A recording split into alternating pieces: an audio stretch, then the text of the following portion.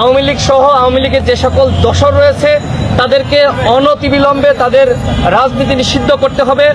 যেহেতু একটি গণ অভ্যুত্থান হয়েছে এবং গণ অভ্যুত্থান মানে নতুন বাংলাদেশ, এই বাংলাদেশ কিভাবে চলবে তার জন্য দরকার নতুন সংবিধান। সেই আলোকে আমরা আমাদের মতামতগুলো উল্লেখ করেছি এবং আপনারা জানেন যে ইতিমধ্যে এই স্বৈরাচার শেখ হাসিনা সরকার পালিয়ে গেছে। আমরা জানিয়েছি যে শেখ হাসিনাকে অবশ্যই বাংলাদেশে ফিরিয়ে আনতে হবে এবং আমরা আমাদের দলের পক্ষ থেকে 15টি দাবি করেছি। সেই দাবিগুলো আমরা লিখিত আকারে মাননীয় প্রধান উপদেষ্টা বরাবর আমরা দিয়েছি।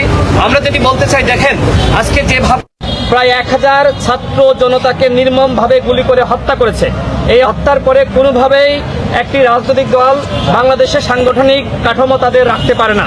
সুতরাং আমরা দাবি করেছি যে আওয়ামী লীগ সহ আওয়ামী লীগের যে সকল দোসর রয়েছে তাদেরকে অনতিবিলম্বে তাদের রাজনীতি নিষিদ্ধ করতে হবে, এই দাবিটি আমরা উত্থাপন করেছি।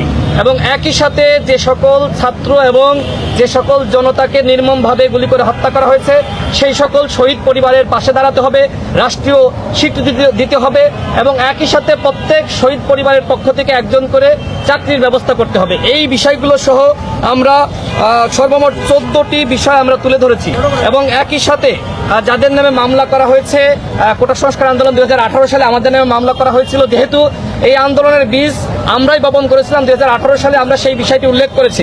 আমরা এই সরকারকে বলেছি যে আমরা গণ অধিকার পরিষদের পক্ষ থেকে আমরা আপনাদের সাথে রয়েছি, যে কোনো সহযোগিতায় রাষ্ট্র পরিচালনা করার জন্য যে কোনো সহযোগিতা আমরা তাদের পাশে থাকব।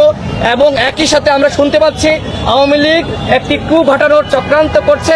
আমরা সেক্ষেত্রে বলেছি জনতার মঞ্চ গঠন করার মাধ্যমে আমরা এই সরকার যাতে স্থিতিশীল থাকে, রাষ্ট্র পরিচালনা করতে পারে, সেজন্য আমরা এই সরকারের পাশে যেভাবে রাজপথে ছিলাম সেভাবে আমরা রাজপথে থাকবো। আমাদের সাথে আমাদের গণ অধিকার পরিষদের সভাপতি নুরুল হক নূর ছিলেন, আমাদের সিনিয়র যুগ্ম সাধারণ সম্পাদক হাসান মামুন ছিলেন, এই পর্যায়ে গণ অধিকার পরিষদের সংগ্রামী সভাপতি নুরুল হক নূর, যাকে নির্মমভাবে এই কোটা সংস্কার আন্দোলনকে কেন্দ্র করে তাকে তুলে নিয়ে গিয়েছিল, গুম করে রেখেছিল এবং তিনি বলেছিলেন যে 90% সরকারের পতন হয়ে গেছে, তোমরা 10% ধাক্কা দাও।